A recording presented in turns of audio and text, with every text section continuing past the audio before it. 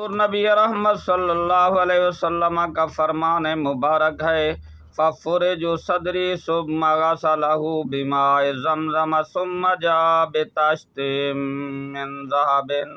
ممتلئ بحکمت و ایمانا فافرغہ فی صدری ثم اطبقہ، پس میرا سینہ چاک کیا گیا، پھر اس سینہ مبارک کو آب زمزم سے دھویا، پھر ایک سونے کے تھال میں ایمان و حکمت بھرا ہوا تھا وہ لایا گیا اور اس کو میرے سینہ میں ڈالا گیا، پھر سینہ بند کر دیا، سی دیا۔ حضرت جبرائیل علیہ السلام نے اشارہ سے سینہ مبارک کو چاک کیا،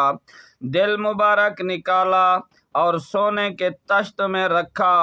اور حضور علیہ الصلوۃ والسلام اپنے دل مبارک کو دیکھ کر مسکراتے رہے۔